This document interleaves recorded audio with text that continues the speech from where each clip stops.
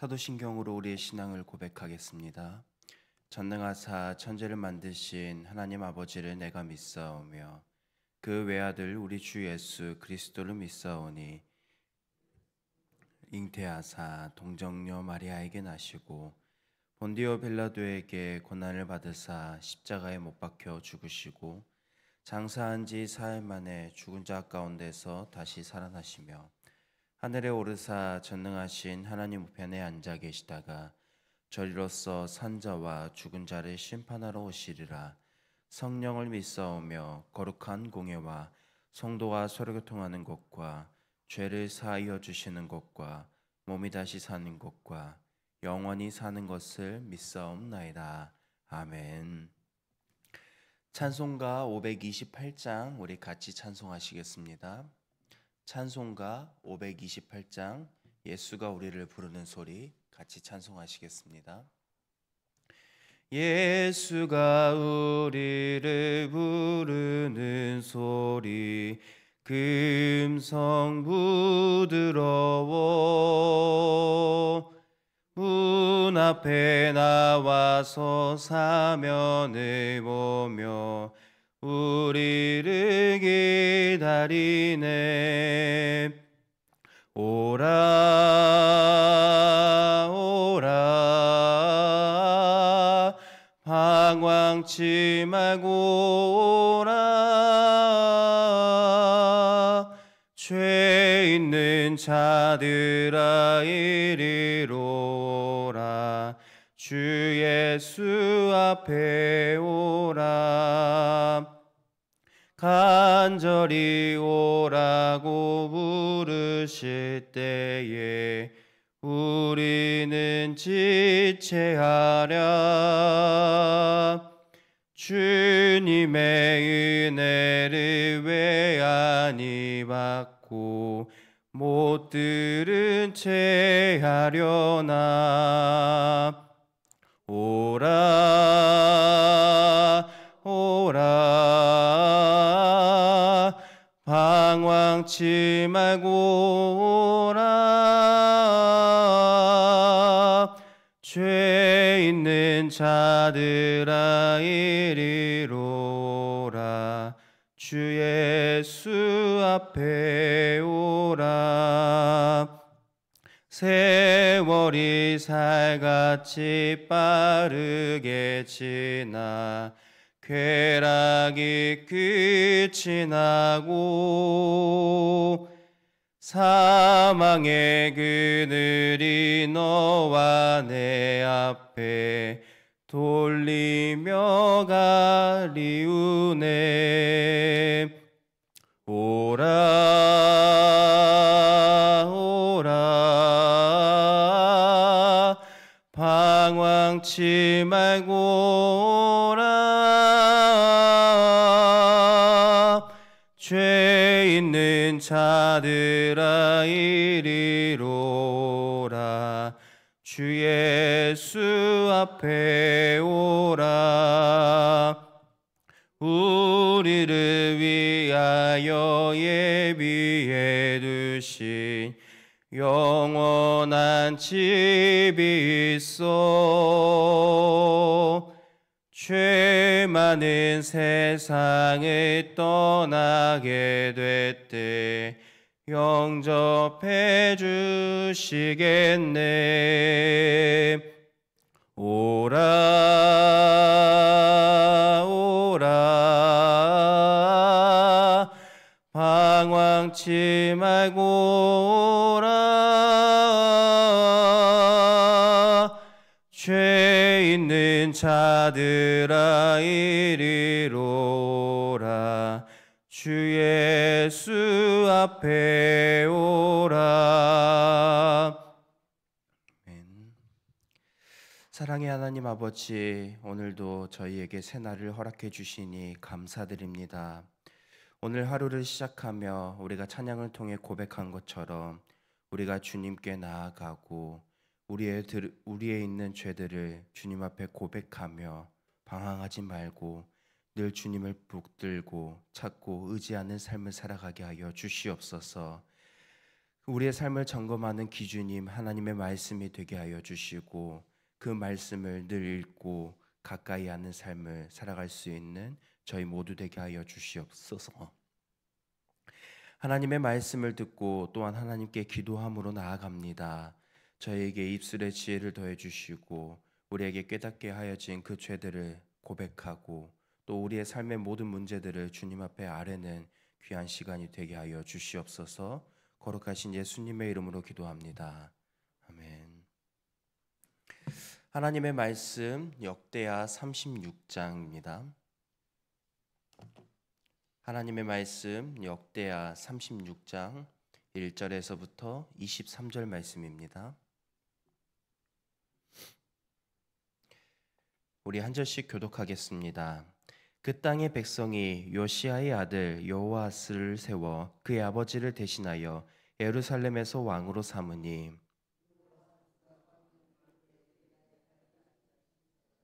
그가 예루살렘에서 다스린 지 석 달에 애굽 왕이 예루살렘에서 그의 왕위를 폐하고 또 그 나라에 100달란트와 금 1달란트를 벌금으로 내게 하며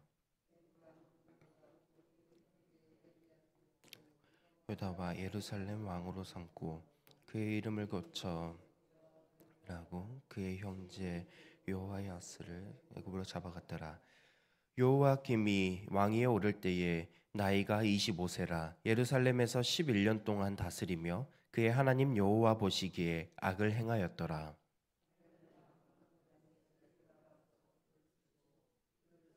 결박하여 바벨론으로 잡아가고 느부갓네살이 또 여호와의 전 기구들을 바벨론으로 가져다가 바벨론에 있는 자기 신당에 두었더라.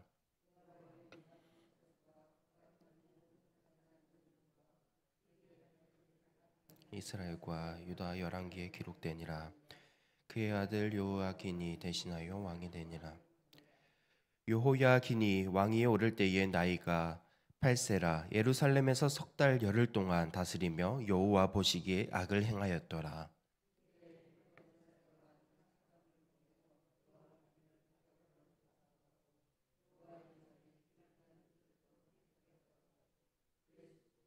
시드기야를 유다와 예루살렘 왕으로 삼았더라.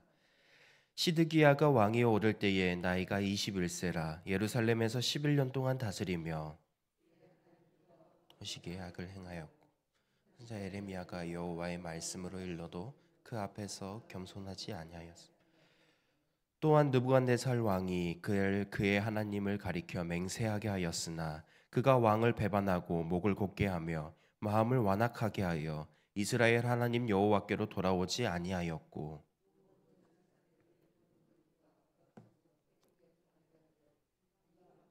가증한 일을 따라서 여호와께서 예루살렘에 거룩하게 두신 그의 전을 더럽게 하였으며 그 조상들의 하나님 여호와께서 그의 백성과 그 거하시는 곳을 아끼사 부지런히 그의 사신들을 그 백성에게 보내어 이르셨으나 비웃고 그의 말씀을 멸시하며 그의 선지자를 욕하여 여호와의 진노를 백성에게 미치게 하여 회복할 수 없게 하였으므로 하나님이 갈대아 왕의 손에 그들을 다 넘기심에 그가 와서 그들의 성전에서 칼로 청년들을 죽이며 청년 남녀와 노인과 병약한 사람을 긍휼히 여기지 아니하였으며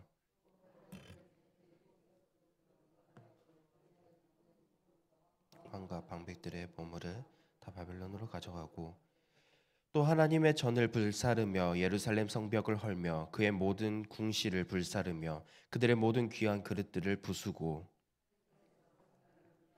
그가 바벨론으로 사로잡아 우리가 거기서 갈대아 왕과 그의 자손의 노예가 되어 바사국이 통치할 때까지 이르니라.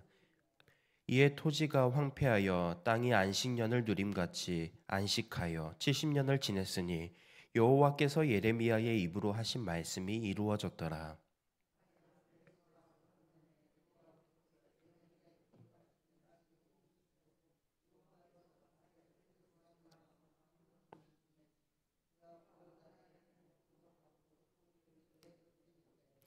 같이 읽겠습니다. 바사왕 고레스가 이같이 말하노니 하늘의 신 여호와께서 세상 만국을 내게 주셨고 나에게 명령하여 유다 예루살렘의 성전을 건축하라 하셨나니 너희 중에 그의 백성된 자는 다 올라갈지어다. 너희 하나님 여호와께서 함께 하시기를 원하노라 하였더라. 아멘. 우리는 어제 요시야 왕에 대해서 살펴봤습니다. 이 요시야 왕이 죽은 이후에 유다에는 약 23년이라는 시간 동안 4명의 왕이 차례로 등장합니다.